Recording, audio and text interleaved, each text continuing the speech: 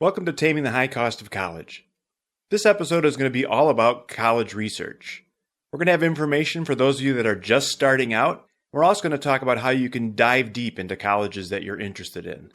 You have kids, they grow up, and before you know it, it's time to plan for college. Where do you start? How much is it going to cost? Will you qualify for financial aid? Should you be looking into scholarships? When will you be able to retire? What about student loans? The list of questions is never ending. The good news is, all the answers are right here. Welcome to the Taming the High Cost of College podcast. Here is your host, certified financial planner, Brad Baldridge. All right, Chuck and I are back this week. Welcome to Taming the High Cost of College. I'm your host, Brad Baldridge. And Chuck and I today are going to be talking about college research.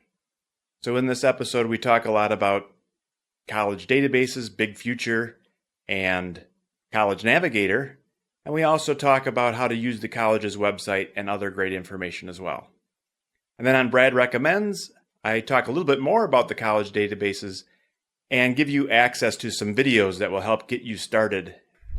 Hi, Chuck. Welcome back. Hey, Brad. How you doing? I'm doing great. We're rolling off a nice long weekend, so I'd like to say I got a lot of rest, but I didn't. I had a lot of fun, though. Yeah, same here. All right. Today we're going to talk about research. And again, it doesn't need to be that threatening thing like we remember back in college when we had to do a research paper. But this is how do we learn about colleges and find the ones that might be a good fit for us. So we were talking the other day and you mentioned something about stages of research. So can you explain a little bit about how a typical family does their research? Yeah, there's lots of phases to research and stages to research because looking at colleges for different reasons at different times. What we're thinking about right now is just getting started. What do you need to figure out to get started to narrow the list down from the 2,700 colleges in the United States that are 4-year down to a reasonable amount that you can further investigate into deeper detail. So the real start of the research is figuring out what are the characteristics and qualities that you need to use to narrow that list down to start off with. Could be very simple things like location, size, possible major program if something that's important to you, or other characteristics to whittle this down a little bit. That's kind of the first stage. Right, exactly. And as you move further into the process, you can start doing deeper dives into things like how the majors work for that particular school or what dorm life would be like and that type of thing. But really, there's no point in digging deeply into some of those things until you kind of make maybe a first pass and a first cut, because there's a lot of colleges you'll eliminate and you don't really need all that information because they were eliminated early on. Right. I hear parents often worrying too early in the game about, okay, so what are the jobs that this college provides after my kid graduates? I said, whoa. We first have to figure out if the college has things that your student will like before we start seeing if they have, a promising career services office. So let's start with a little bit bigger picture, and then let's narrow down into something a little bit more concrete and detailed once we get farther along. Right. Yeah. So I think one of the first stages, I spend a lot of time working with families and just teaching them the basics of the college databases. So there's two relatively easy to work with databases out there. One's called Big Future and one's called College Navigator.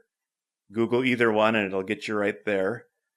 College Navigator is run by the government, so that's their data and they put it out there for use, obviously, for free.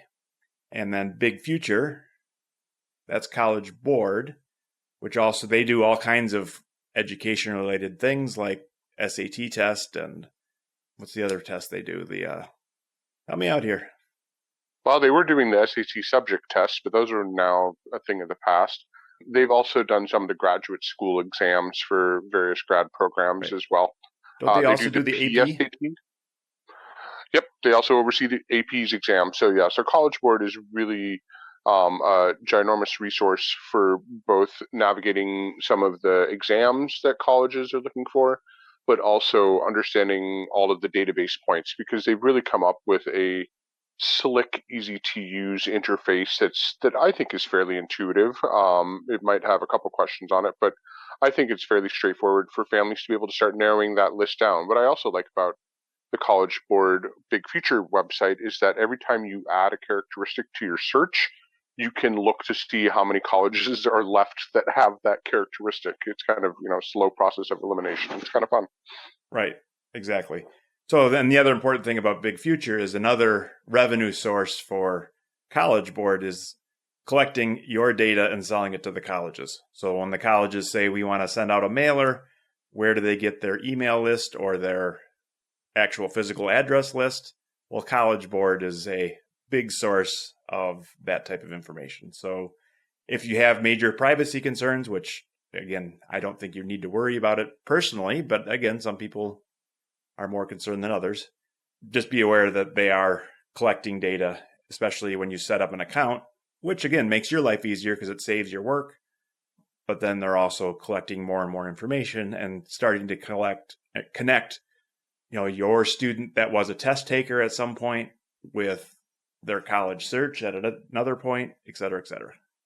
Yeah, so here's actually, I have a little tip about that. When you register for things like ACT, SAT, or even these college websites where you're trying to get information, I encourage students to have an email address that's dedicated just to that. So then all of your college stuff goes to one particular college email address. It could be the student's name .college at whatever your server is.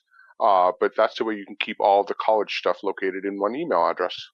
Right. And it's also a way that once college is over, you can shut it down or just ignore it. And you're not going to inundate your work email or other important email addresses with stuff you're no longer interested in. Yep, exactly. That's exactly what I would recommend.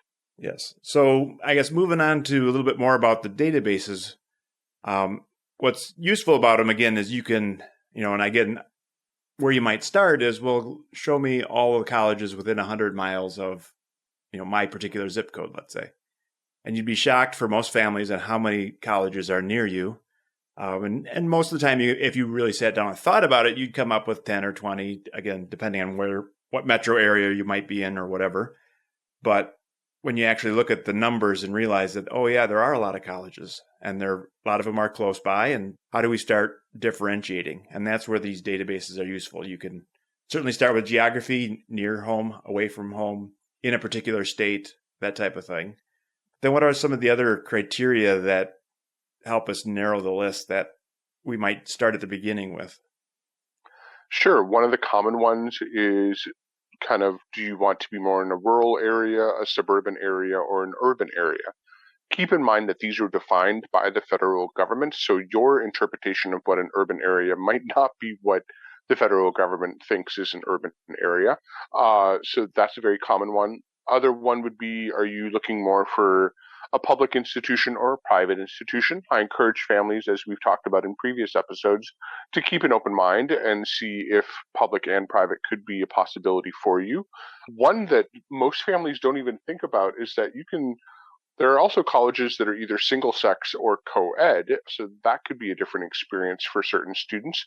We do know that students that attend single sex institutions end up reporting better satisfaction. So that's something to look out there for. There's amazing women's colleges out there, and there are a few all men's colleges as well. So those are some of the criteria. Another one that's common is religious affiliation. So if you are a particular faith base, you can sort the colleges based on that as well, if that's something that's important to you. So those are a few things that can help narrow it down. Right. And I think another big one would be size. I know Big Future offers 3 categories. I guess they kind of consider it small, medium, and large. And one of the reasons that College Navigator is useful is they have categories and they're slightly different. So if you think, again, their medium size at Big Future is something like 3,000 to 15,000 or something like that, which encompasses a lot of colleges. So if you're trying to get a little more nuanced, you can use College Navigator as a way to maybe change how the buckets are used. I think that's the one, big difference between the two that I tend to use. Again, because I don't think Big Future does the size well. I mean, it was certainly a good place to start, but if you're saying I want between 6,000 and 9,000, that's hard to do in Big Future. Right. And it's also just hard to understand for some families because you're thinking when you say 6 to 9,000, I assume that you're meaning undergraduate population, but for some colleges that could also be graduate student population. And truth be told, you don't really run into the graduate students as much on a college campus as you would think. So I really encourage families to focus on the undergrad population because that's really the people that your student will be attending college with. Right. Yeah. No, I guess I did not clarify that. But yeah, I was talking about number of students that attend. That's typically how a college is ranked as far as size is concerned. And then I guess there's also, you get a little more demographics if that's important to you, where you can just look at the data or you could sort on it as well, like the male-female ratio, whether or not it's more of a commuter school or if most people live on campus, et cetera, et cetera. So there are lots of different, as you go a little deeper, you can start to narrow things down or at least say, that's interesting. Whether or not you're going to decide to make that a criteria or not might be further down the road. Yeah, there's even one criteria on big features that I know about that you can also decide how selective you want your experience to be. So they even have an option that says college accepts 100% of the applicants. Now, some people may go, oh, well, I don't want to go to a place that accepts everybody. And I said, well, but keep in mind, that could give you a place that says, yep, you know that you're going to be admitted, and you can also look at a possible cost for that particular place, and it might be actually very affordable. So if a college accepts close to 100%, that could be something to look at. But also Big Features goes all the way down, so you can see colleges that accept less than 25%, which is considered a selective institution, or a highly deny institution, as I like to call them. So that's another priority. And there's different numbers on that scale that you can adjust for selectivity. I always encourage families is start broad with selectivity. Don't start with the ultra selective ones because you're just going to get yourself stressed out a bit by seeing that list. Right. Absolutely. All right. So yeah, I mean, I see the databases being very useful at the very beginning. Again, show me the colleges that are nearby, that just kind of a memory jog and say, oh yeah, I forgot about those colleges and that college. And, I've been on that campus. It's right here in town. I just forgot it was here, especially if you live in a larger metro area where there could be 40 or 50 colleges, within 25 or 50 miles. And then from there, you can also use it as you start narrowing things down of I want this or I don't want that.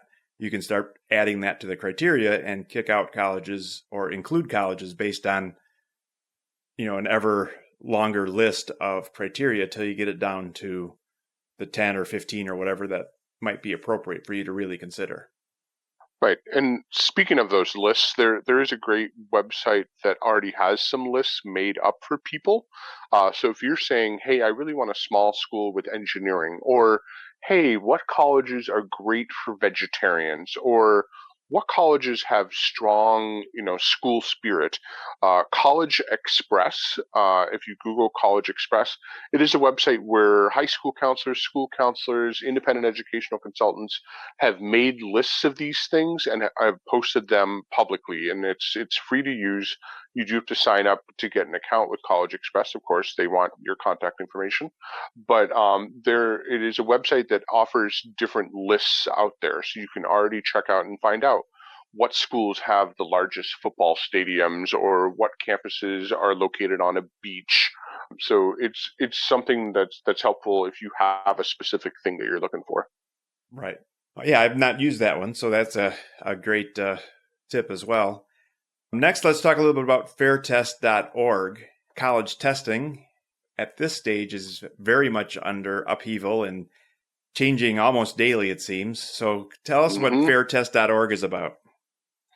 Yeah, so fairtest.org has been around for a couple of decades now. It is a website that keeps track of which colleges are test optional and which colleges are test blind. Okay, so now we got some terms to define here. So test optional is a process in which you can apply for admission to a college and your scores are optional. They are not required as part of the application process, and you typically have to select a box when you apply that says, please do not use my test scores. And a lot of students and families are going, yeah, but is that real? Because test scores were used so much when decades ago. And I said, no, it's completely real. Actually, right now, over 50% of the nation's colleges are on fair test as a test optional college. So that provides opportunities for students for whom they were either unable to test, or maybe they really don't do well on the exams, or maybe English isn't their first language, or they have a learning challenge. Looking for colleges that will look at students and not have to look at their test scores. I also mentioned the term test blind. Test blind is this newest trend that's coming out with college admissions process, which is the college, if they decide that they are test blind, they don't want test scores at all for anyone. So you just do not submit your scores. It is not considered the application process or the scholarship process. That list is small, but growing. Right now, there are about 100 colleges on the test blind list, meaning they do not require the test scores for anyone, either for admission or for scholarship consideration. So that's another resource that you can look at. Fair Test has a great list, literally, that you can sort by state, so you can see what colleges in your state or in your region are test optional. Right. And we actually have a podcast scheduled coming out in a few weeks where we're going to dive deeper into testing and, again, talk a lot more about, and again, because it has changed a lot, and it is, and again, not only has it changed a lot, but it continues to change as things evolve. Obviously, COVID had a big impact on students' ability to test and present scores. So a lot of colleges took this opportunity to, I guess, redesign whether or not they want to deal with testing and how they want to deal with testing. And like I said, we'll get into that coming up in a few episodes here. So that's another great source of college information when you're researching a college, and it's relatively obvious, of course, is their actual website. So I encourage families to go to the college's websites and learn what they can, but let's give a couple quick tips here as far as once you're there, there's obviously a lot of information there. How do you deal with, the overwhelm of, there's hundreds, maybe even thousands of pages of information. Where do I start, or what do I look for? Yeah. My biggest tip to families is to say that the college website is where the official information of the college is posted. So there's lots of college websites out there that talk about, information and rankings and all these things about colleges, and they're third-party sources. But if you want, directly from the horse's mouth, you have to go to the college website. Across the top of almost every college website, there are various tabs. It typically is things like the About tab, which will give an overview of the college, admissions, academics, campus life or student life, athletics, research, some big tabs out there, and those can be very overwhelming. And so I really encourage families to look over the whole website, at least the front page, and get the vibe, figure out, okay, do the students look like students that my kid wants to go to college with? Are the topics on the front page of the website interesting and relevant to me? Do I like the colors? Do I like the pictures? Remember, all the pictures, everyone's going to be happy. Everyone's going to be in a great mood. It's almost always going to be sunny and delightful. They never have a raining pic or a dark, stormy picture on their website. But yeah, so once you go over the front page of the website and kind of get a view, there are some things that I encourage families to look for. And you can really use the search box. And most colleges in the upper right-hand corner have a little search engine spyglass type thing that you can search for some specific things. Right. So from my side of it, I often recommend families look at the net price calculator.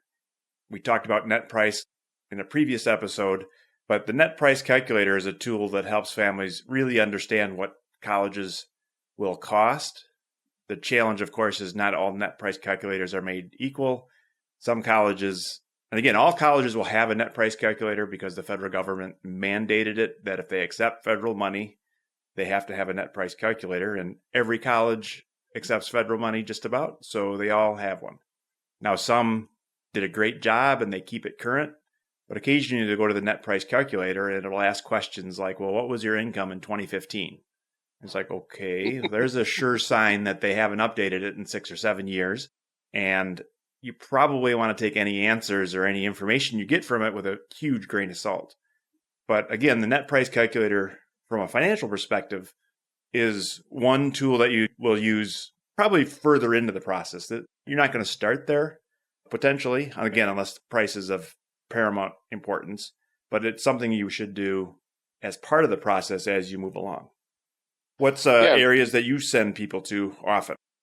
For students and families who are really big numbers geeks and they want the actual factual numbers that tell everything about the college, every college is required to complete what's called the Common Data Set. The Common Data Set is a government form that every college fills in with all of their admissions information, enrollment information, graduation information.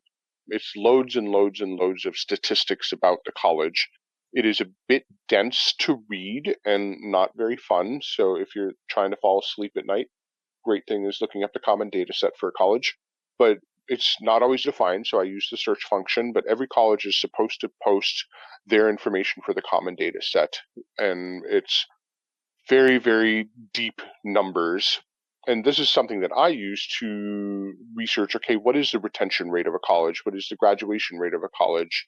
What is or race or ethnicity, or even other information about who gets financial aid and what is the average financial aid package for that college. So the Common Data Set can be a whole lot of information, but it's a lot of great information. That's one thing I send some students to. And then, of course, the big one is looking up admission information. So that admissions tab is going to talk about application deadlines, what documents are required for the admissions process, who can contact if you have questions, so how to reach your admissions counselor or the admissions representative that's assigned to your city, high school, or state. So admissions website is something that if you're interested in a college, bookmark that page because you're going to be coming back to it as a reference quite often. Right, absolutely. And then another area would be the visit info. Colleges, of course, would like you to visit and come kick the tires, and there's a process. Again, some colleges will have different types of visits available, and so you can certainly get to the visit tab. And again, visits is another topic that we're going to cover in great detail. Actually, it's going to be next week. So the next podcast, we're going to talk in detail about visits and how to visit and that type of thing. But just be aware that there is a visit tab on just about every college's website where you can learn, what types of meetings are available and when, and usually you can sign up there and, book your spot. Again, colleges use it for a couple reasons. One, to get the information out, but also to collect, registrations and that kind of stuff as an efficiency tool for them, where they want to know who's coming and when, and it's just easy for them to put it all in a area of their website for families to use. Yeah, that kind of leads me to one of my other big tips for families. I have families ask me all the time, so how do I get a college to notice me? How do I get a college to recruit me and be interested in me?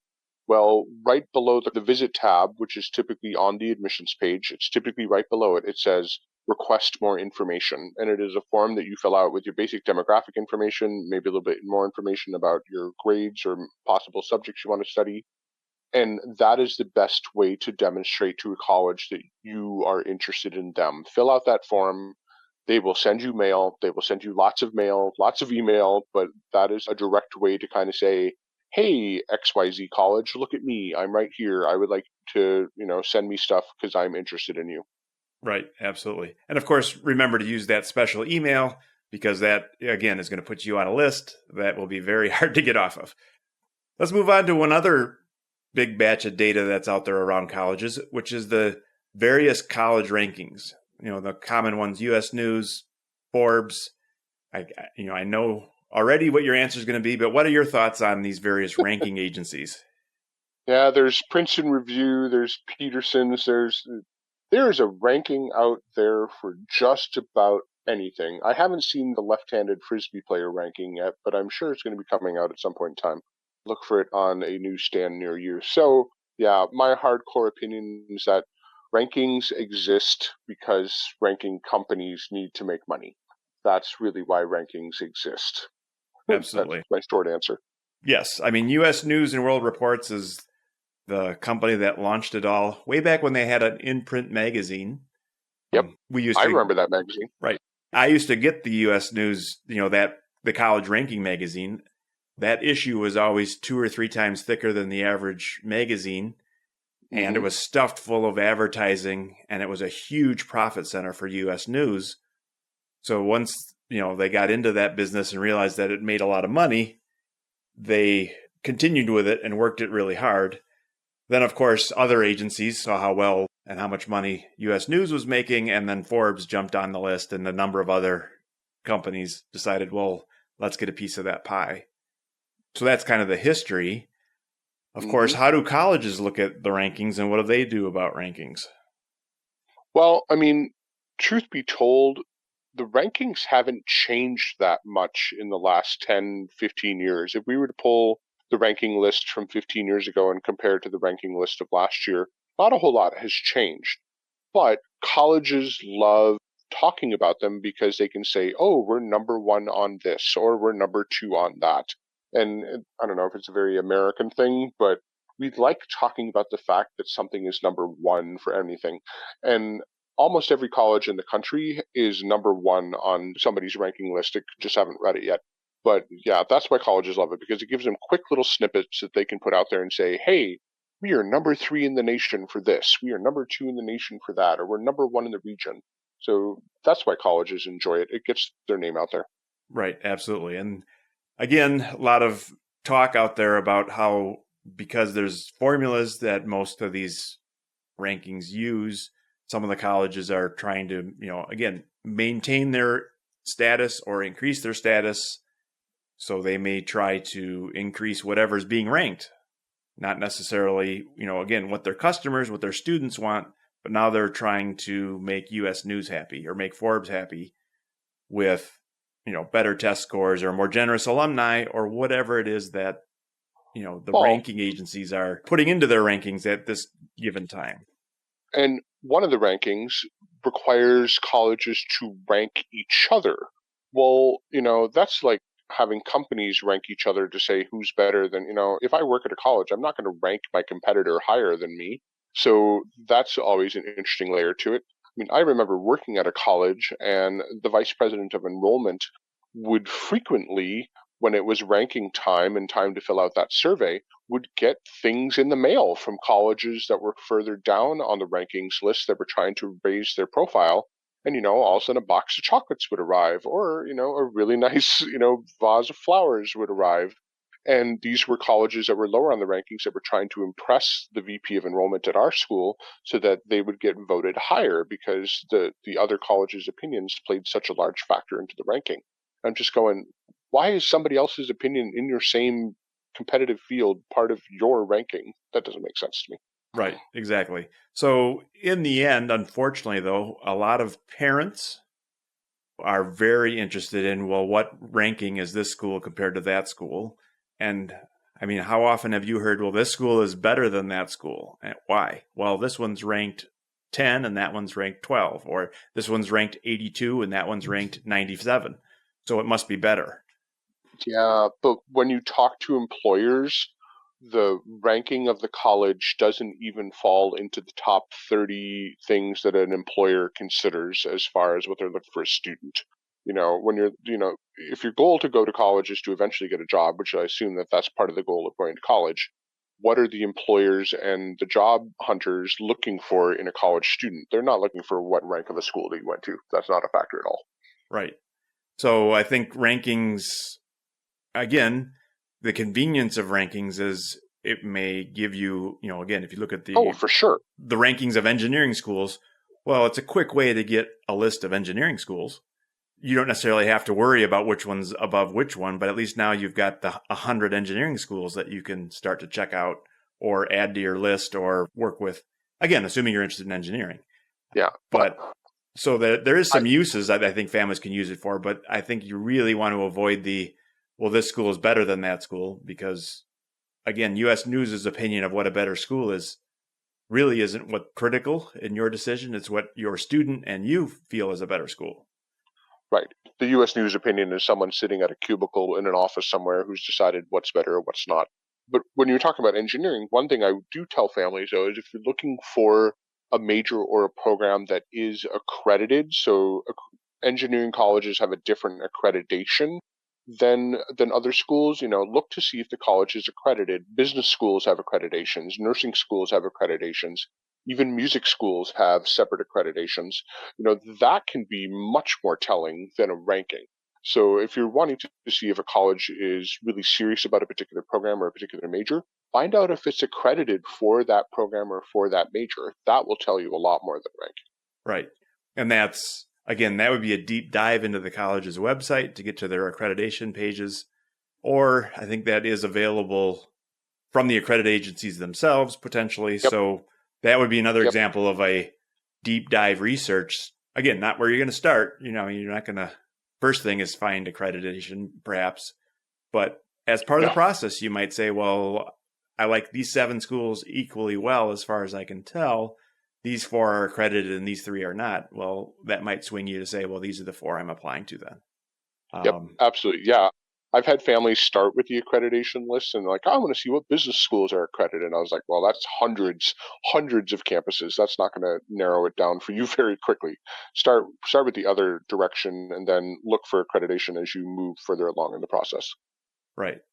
All right. Any other thoughts as far as research? Otherwise, I think we're coming to a close here. Yeah, the only other thing that I really encourage with my students, and I can't say this enough, is also check out videos. Most colleges now have a YouTube channel where they are posting updated videos about their campus, about their experiences, what's going on, how did they handle COVID, all of those types of things. So students this generation really needs to see the visual aspect of a college.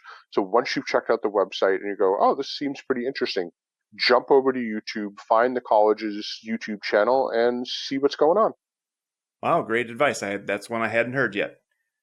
All right, well, this ends research. Stay tuned next week. We will jump into college visits. Awesome. Looking forward to it. All right, that was a great discussion. Once again, I'd like to thank Chuck Erickson. He's doing a great job in helping us understand the college process.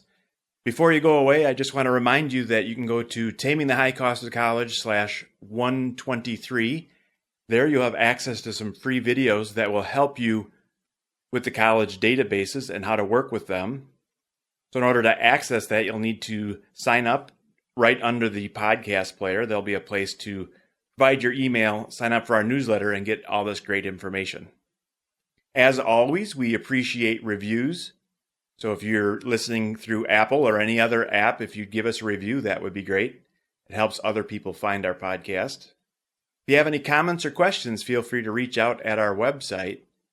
Let's go ahead now and jump into Brad Recommends, where we talk a little bit more about the databases. The latest tips, tricks, and tools you can use today. This is Brad Recommends on Taming the High Cost of College. Today on Brad Recommends, I'm going to recommend both Big Future and College Navigator. Now, both of these are the databases we talked about earlier in the program, Chuck and I did. These are great databases to help you find colleges and dig a little deeper into all the statistics for each college. Now, it's a little hard to talk about these things just on audio, so we are going to provide, for those of you that are interested, a video training that I stole from my course. So stay tuned. I will explain how you can get access to a couple videos that will help walk you through and teach you how to use both Big Future and College Navigator. Let's go ahead and jump in and look a little bit at each of these. So if we look at Big Future first, when you log into Big Future, there's 2 options. You can go to a particular college or you can do some sort of college search. When you log into a college, there's 6 different categories for the data. There's At a Glance, which again, just like it sounds, it shows you a kind of a quick overview of each of the college statistics. There's deadlines for things like financial aid and applications, majors and learning environment, campus life, applying, and then finally paying. So underneath each of those tabs, there's a bunch of sub-tabs that you can dig in deeper. But all this information is useful because it's all in the same format for each school. So especially early on, it's much easier to go to Big Future and get the basics by clicking to a particular college and looking at it, again, because the same information is going to be presented the same way in the same area. As you move further into the process, you're probably going to want to verify this information or dig deeper by going to the college website itself. again, but because Big Future, once you understand how it works for one college, it works the same for every college. Whereas going from website to website can get quite frustrating because they all do it different. So again, there's lots of basic information. The stuff that I tend to use, and most of the families I work with tend to use, are the paying statistics. So they certainly give you the cost of attendance, tuition, room and board, books, fees, personal expenses, all that type of thing. But they also give you some basic information on percent of need met. In other words, how do they award need-based aid? The percent of freshmen who showed need, and then average first-year financial aid package, need-based scholarship average, merit-based scholarship average, and a number of other financial statistics. And then, of course, they also have information on things like housing and student body and location and that type of thing in campus life. So if you're trying to figure out how large the school is, how many undergraduates or graduate students they have, the majors that they have, and that type of thing, that's available. And then the applying information. How selective are they? What do they find important when it comes to applying to college? So that's, of course, one great benefit, right? You can drill into any one particular school and get more information. But the other great thing about these databases is you can start with the universe of all the colleges and start narrowing it down, as we mentioned earlier. So now you can actually say, show me all the colleges within 100 miles, or show me all the colleges within 100 miles that are large or small. And as you narrow things down, you can start with something like 1,900 different schools. And as you narrow things down, it shrinks and shrinks until you say, all right, well, these are the 10 schools that are within 500 miles, that are highly selective, and perhaps have an urban setting, something like that. And then you could drill into each of those 10 colleges. All right, so if you sign up for the newsletter and provide an email, we will give you access to 3 videos from our course. So I created some videos that show people how to navigate through both Big Future and College Navigator. And they also demonstrate how you can use the search features. So I think it's a great way for families to just get up to speed very quickly. Each video is between 4 and 6 minutes. And with these videos, you'll get up and running and go right to the pro status in just a few clicks. All right, that's all we have for today. I appreciate you listening. As always, we appreciate reviews. Feel free to share us out on social media. If you've got friends or family that you feel would benefit from this podcast, please share it with them. And we look forward to seeing you next week. Thank you for listening to the Taming the High Cost of College podcast. Now it's time for you to take action. Head to tamingthehighcostofcollege.com for show notes, bonus content, and to leave feedback for Brad. The next step on your college journey starts now. Brad Baldridge is a registered representative of Cambridge Investment Research and an investment advisor representative of Cambridge Investment Research Advisors, a registered investment advisor. Securities are offered through Cambridge Investment Research Incorporated, a broker-dealer and member of FINRA and SIPC. Brad owns 2 companies, Baldridge Wealth Management and Baldridge College Solutions. The Baldridge companies are not affiliated with Cambridge Investment Research.